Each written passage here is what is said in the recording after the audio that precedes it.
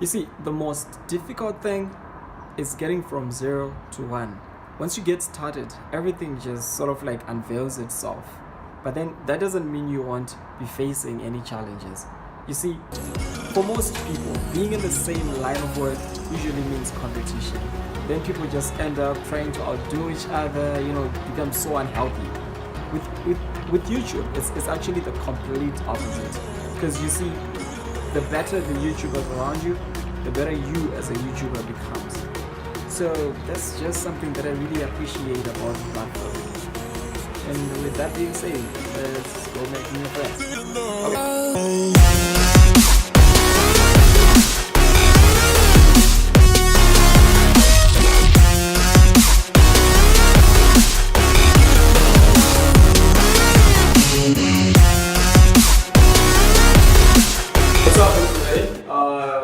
Today we have like two special guests on my channel, and we are going to be talking about relationships. That's why I have got this two lovely ladies.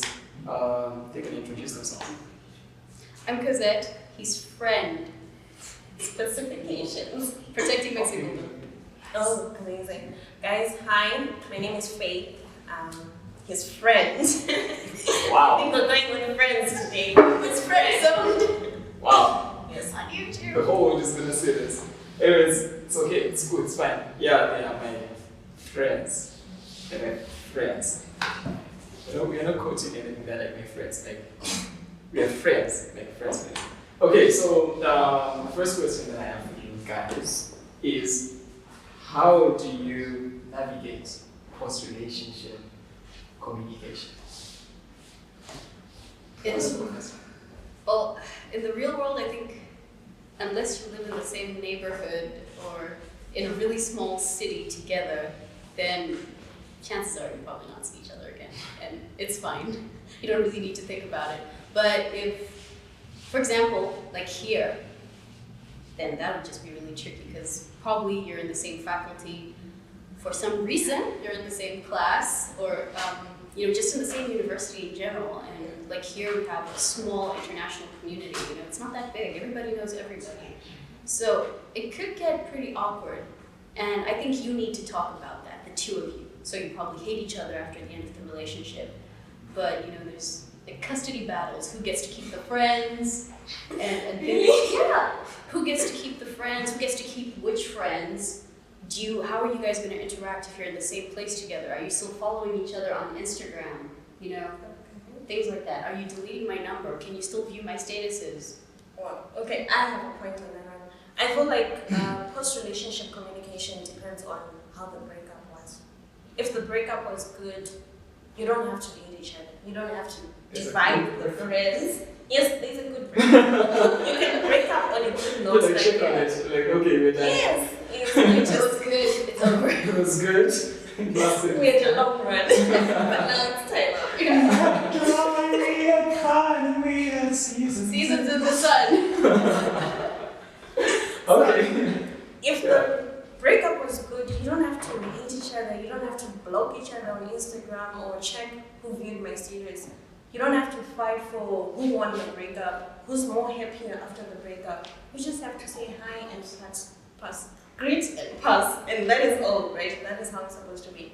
And I feel like sharing friends is just not mature enough. Like, if I break up with my boyfriend and we have mutual friends, they are not supposed to hate me because I broke up with that guy, because they have nothing to do with it. Unless if they are also involved, then they can hate each other. But if they have nothing to do with it, they have no right of hating me, and I have no right to hate somebody because they are friends with the guy I used to date. It's just not mature enough. You have nothing to do with it, so I'm cool with you. If I'm not cool with my ex, I'm cool with you. We don't have a problem. I can just greet you in pass. That's all. We can have a So you can still have like mutual friends after the breakup? Yes, we can still have mutual friends. Okay. Sometimes. It's alright, it's okay, we just leave it there. When you guys have comments, whatever, just put them down below. Okay, next question. What do you think about dating people from different cultures and different languages?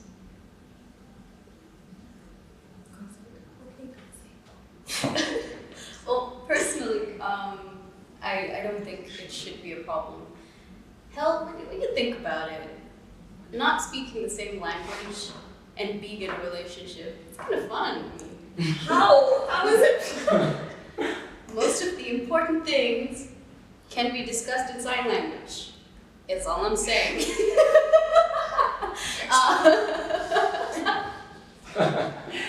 Okay, so maybe it cannot be that bad. Or Yeah. like, this question is directly like, in the case that maybe she doesn't speak very well English, and probably you don't understand Russian as much as she does. So like, that cultural difference, how do you navigate that? I think it's just open-mindedness. I generally try to approach life as a very open-minded person. I try to see as many sides of something as I can. So if somebody doesn't really understand me or my culture, and I don't understand theirs, I think it's trying to see the best in it before I judge it, before I decide, do I want to be a part of it? You know, and sometimes just taking time, asking yourself, okay, why is this happening? Okay, so he expects me to cook for him because his mom cooks for his dad and his aunt cooks for his uncle. He's just been raised that way. But could I talk to him about it? Could I try and make him understand that it's not what I want, it doesn't apply to me, I don't feel like I have to fall into that same mold. If he's open-minded about it and he's willing to try it, maybe he likes cooking. It could turn around, he could end up cooking for me. I hope he ends up cooking for me. You're so amazing. I have a point. I just feel like, let's say if I'm to date a Russian guy, right? He doesn't understand English, and I don't speak that much of Russian. It'll be difficult. It'll be so difficult because both of us have to go to great lengths for this relationship to work out, and it's just draining. Like at the end of the day, we can't have a smart talk together. We can't talk about deep things. We just have to do small talk. Ask, hi, how are you doing? My day was good. Everything, what were you doing all day? And that's just boring because it's like a routine relationship. That is all that you're talking about. But then in a relationship, you can be with somebody who speaks Shona on the really guys. Yeah. And you guys understand each other and you can just argue about simple things in life, about how you miss all those dishes from back home, and you can connect because you understand your cultures. If I date somebody who speaks Shona, he understands that I'm not supposed to cook for him because it's not allowed in our culture. And he won't force me into that corner in our relationship for me to cook for him. He will understand that. But if I date somebody, for instance, somebody from, which country? Angola. You just have to say that. Can't help myself. If I date somebody from Angola, right, and maybe their culture demands their girls to cook for them, like, and I don't believe in that. I'll be set up in a corner where I have to compromise the things that I believe in so that we can meet halfway with each other. I'm not saying it's bad that those people believe that the girls should cook for them. It's actually a good thing because they're following their culture. But I also have to follow my culture and the way I was raised, because to my family, it is disrespectful that I was sent to college and now I'm cooking for somebody. It is disrespectful, right? And that is how a relationship with somebody who's from a different culture can be very difficult. And the other thing is language, guys. It takes forever to learn a new language if you're this old. So imagine how difficult it will be to communicate. You can teach each other language. You can teach each other. You can be like, what's a kiss in Russian? And he'll be like, it's whatever a kiss is in Russian. You know, things like that. Imagine. I watched a movie that says that you can learn more about a different language through pillow talk. Yeah, I was about to say that. Like, Sleeping Dictionary. Sleeping Dictionary, if you guys want to watch it.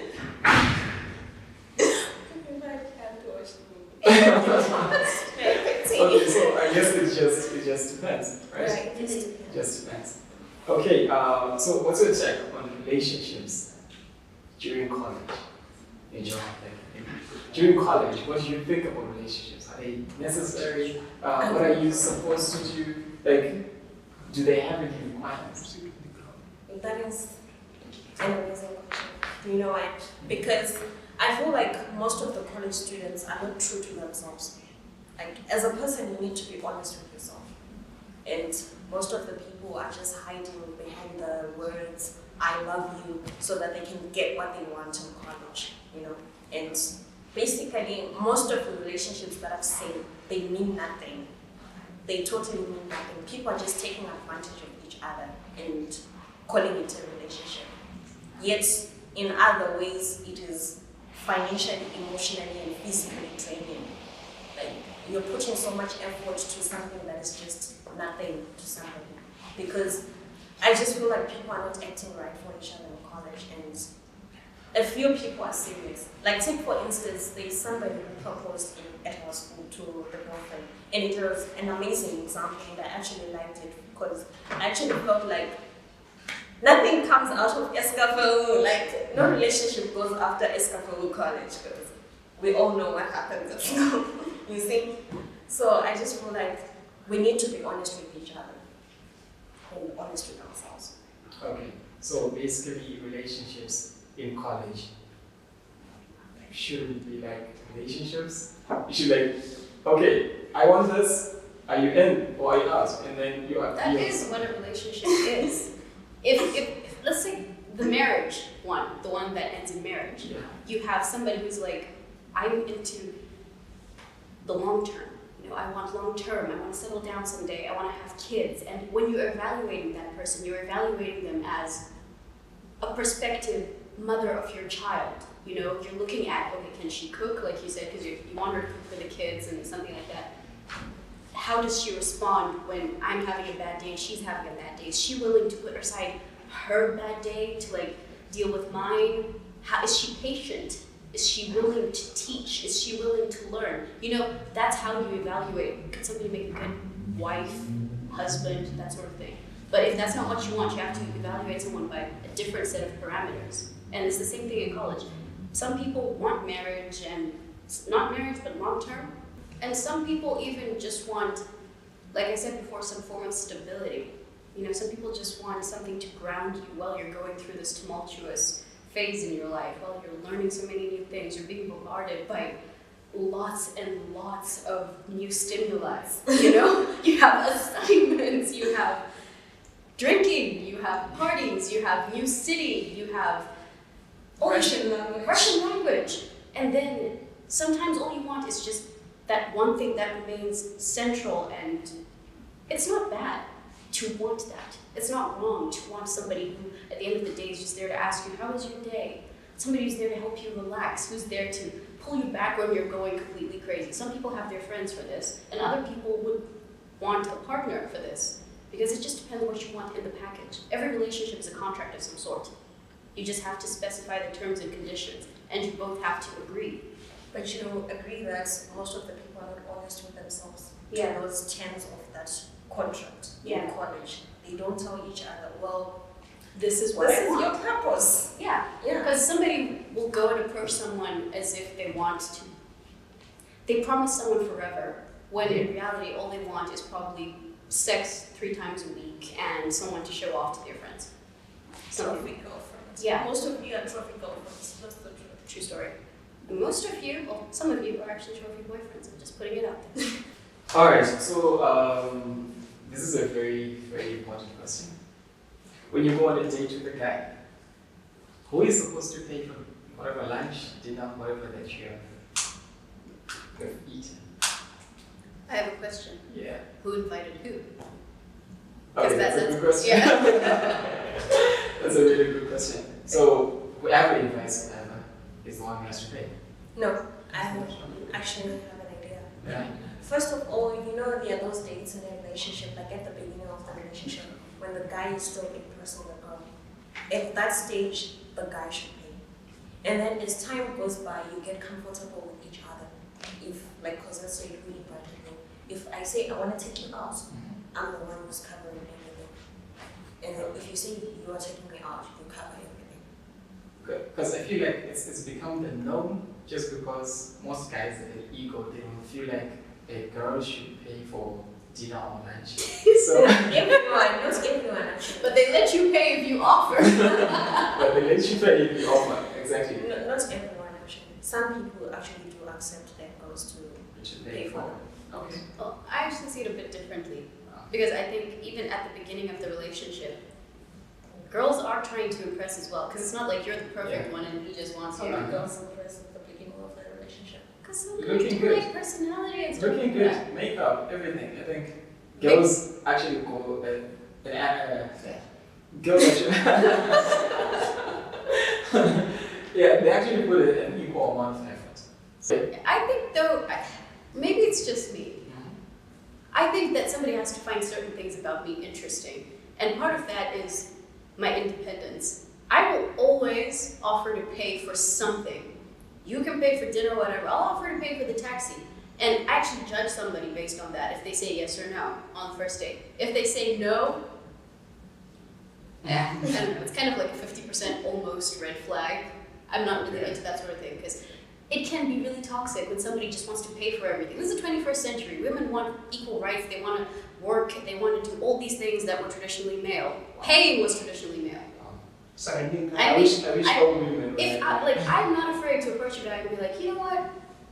Want to go lunch with me sometime? I do. At the very first beginning of meeting Chris, you'd be like, can I grab lunch with you? Yeah. Why would you do that?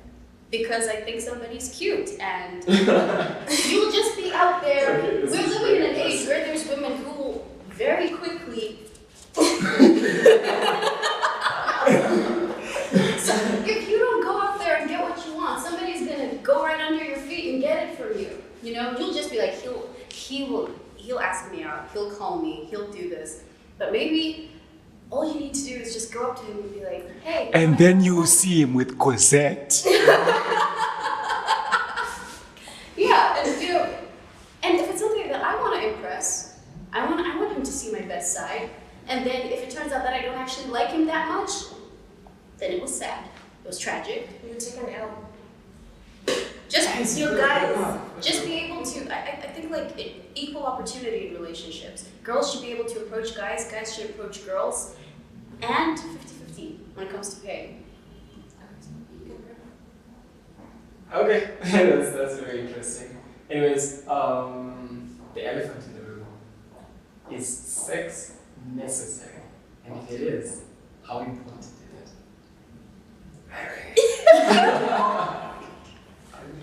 No, we have to ask these things. Like earlier we talked about how you really need to express yourself. You really know what you want and then tell the other person because they know what to do for you. Because I realized that in most relationships, right, people don't know what they want.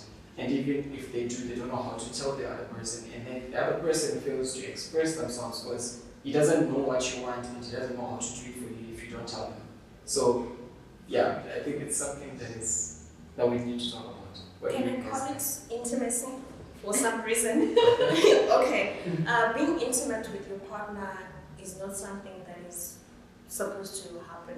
Like, everybody expects it to happen, but it depends on how you guys understand each other. Because there are still people who still believe in intimacy after marriage.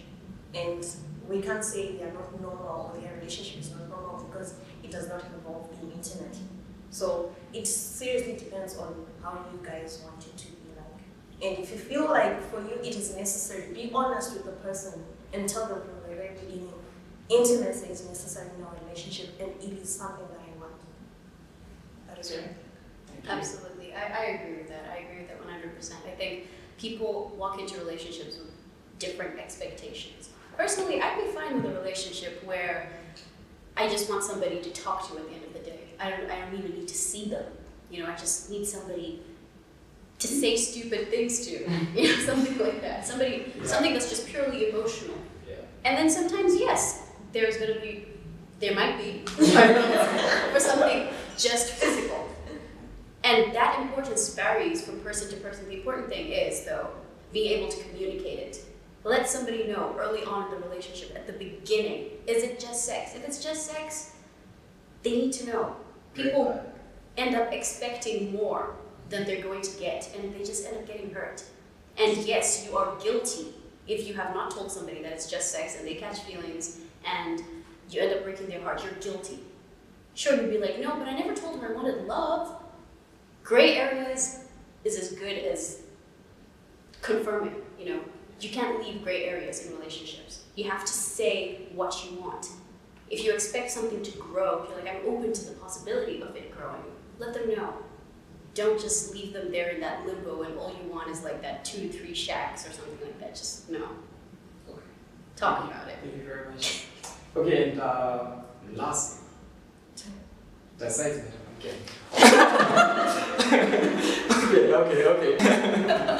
Okay, so yeah, guys, a message that I'm gonna leave to you is that if you want sex, you have to talk about it. Because I've seen many cases where people don't talk about it because they are shy or you know those kind of things, and then they end up catching each other off guard and then making unnecessary mistakes. You see, it's something that's there and we can avoid it. So in order to experience it and not make mistakes, I think you need to talk about it, plan it. If it's to happen, it has to happen the right way, because you don't want to make mistakes in college and you know it could ruin your life altogether. So yeah, with that being said, thank you very much for your time, and I'll put a link, or I'm gonna put it up there to Faith's channel. You should go and like and subscribe and watch the first part of this video. So with that, that's good.